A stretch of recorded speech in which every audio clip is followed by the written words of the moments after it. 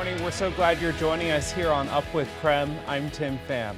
Well, let's start things off by taking a look at your weather forecast with meteorologist Thomas Patrick in the Weather Center. Thomas, happy Wednesday and also happy National Taco Day. Yeah. Thomas, what's your favorite kind of taco? I'm just a classic, beef and cheese with all the toppings right on top.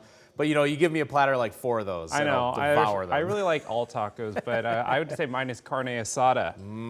So good. Are you hungry now? Sorry, guys. Already hungry. Tim, why would you do this to me at 6 in the morning? And yeah, if we did that to you, just as you're making breakfast, if you were probably just pouring the milk on your cereal, you're like, oh, I want tacos in the morning. Don't worry, we are right there with you. Weather conditions not feeling super October-like, actually quite a bit warmer than that, with our current conditions right around 50 degrees, which for October standards can be quite mild. In fact, it's this first week of October where we typically see our first frost or freeze, but we are nowhere close to that this morning. A little bit of some light cloud cover just drifting past. We'll call it a partly cloudy start to the day, but a mostly sunny finish, and a little bit warmer than yesterday, and a lot more warmth where that came from. Upper 60s this afternoon, lots of 70s in the forecast, including this weekend. With Election Day just around the corner, Spokane's mayoral candidates shared a stage last night answering questions. KREM 2's Brandon T. Jones is live in the newsroom right now. So Brandon, what happened at the debate last night? Good morning. Yeah, good morning, Tim. Well, both candidates, Lisa Brown and incumbent Nadine Woodward, were invited by the Spokane's NAACP chapter and KYRS radio to participate in a forum hosted at the downtown library. For about an hour, they went back and forth answering questions from a group of panelists. The topics and discussions included public safety, housing, and homelessness in Spokane. Each candidate was given about 90 seconds to answer the questions.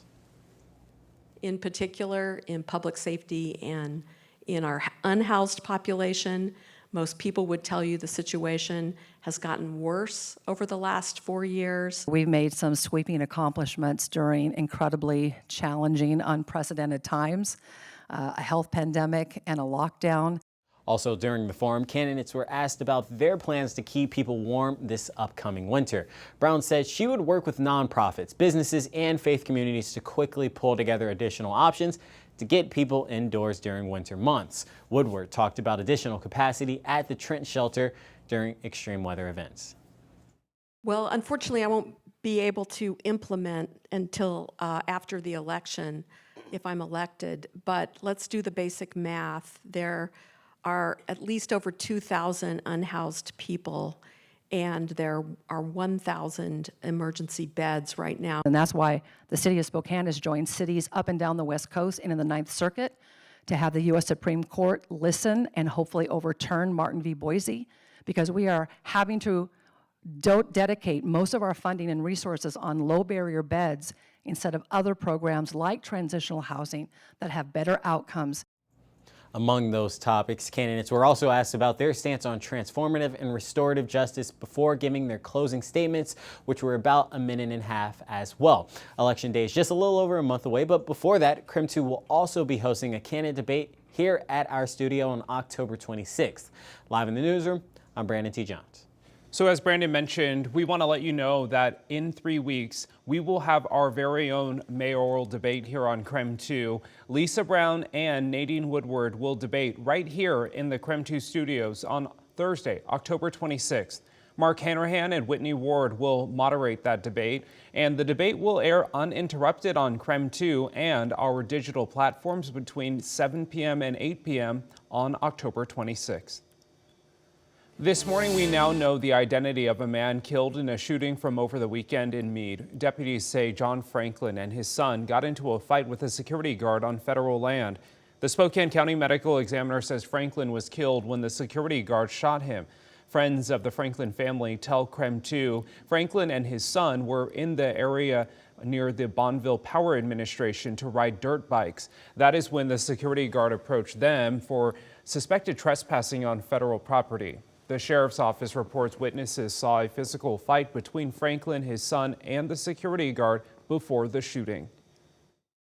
I actually text John immediately, just saying, there's some crazy stuff going around and hope you guys are okay.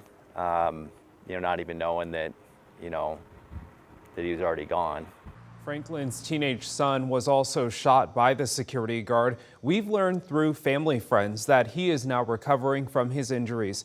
This morning, very little is known about the fight or the moments leading up to the shooting. We did reach out to the Bonville Power Administration. They tell KREM 2 they are aware of the incident with one of its contracted security guards, and they are cooperating with law enforcement. In a historic move yesterday, now former House Speaker Kevin McCarthy was voted out of his leadership position as some members of his own party turned against him. CBS News' Naomi Ruckham joins us with how the Republican leader was booted and what's next for his party. For the first time in American history, a House Speaker is ousted from his position in a no-confidence vote. The office of Speaker of the House of the United States House of Representatives is hereby declared vacant. Now, former House Speaker Kevin McCarthy lost his leadership role in a move led by a group of far-right Republicans who criticized the California congressman for working with Democrats to pass a bill preventing a government shutdown. I don't regret standing up for choosing governance over grievance. The final vote, 216 to 210, with all House Democrats plus 8 Republicans voting against McCarthy. I think today was a political decision by the Democrats. The coup led by Representative Matt Gaetz of Florida, who also accused McCarthy of making a secret side deal with President Biden on aid for Ukraine. Kevin McCarthy has made multiple contradictory promises. He lost votes of people who maybe don't even ideologically agree with me on everything. McCarthy has announced he will not run for Speaker again. Representative Patrick McHenry of North Carolina will now serve as the party looks for its next House Speaker. Naomi Ruckham, CBS News. It's time for your morning rush. More news in less time. Spokane police need your help this morning in an urgent search for a missing man. Take a look. This is 62-year-old Roger Herndon. Police say he suffers from dementia. He was last seen near Hamilton and Illinois Street in Spokane yesterday. If you've seen him or know anything about his whereabouts, call Crime Check at the number at the bottom of your screen. Happening today, the driver behind the wheel in a deadly crash on I-90 is expected to be in court in a matter of hours.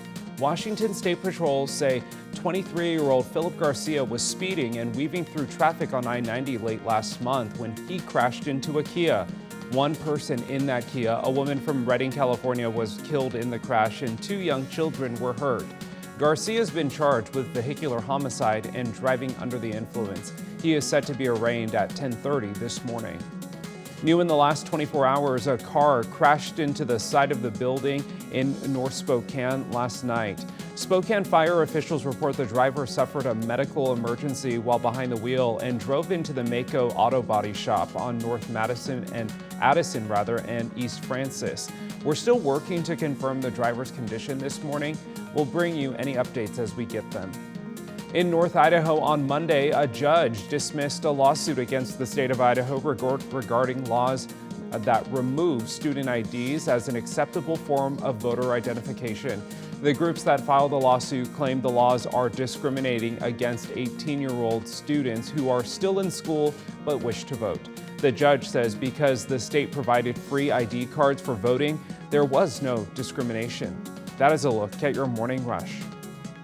6:10, another check of our forecast, which should promise lots of sunshine for today, even despite a little bit of some drifting cloud cover first thing this morning. I know we're still about 45 minutes away to sunrise, but seeing a little bit of that glow of dawn in between some of that cloud cover out there in Coeur d'Alene, that in the live shot. 50 degrees right now in Spokane, and we're expecting temps to get pretty close to 70 for today, with lots of 70s for the rest of the week, including this weekend. Saturday and Sunday being the warmest 2 days of our upcoming forecast. We'll want to enjoy that and take advantage of it, because next week will feature a big time pattern change, and we'll show you the works in that in your full forecast in a few minutes.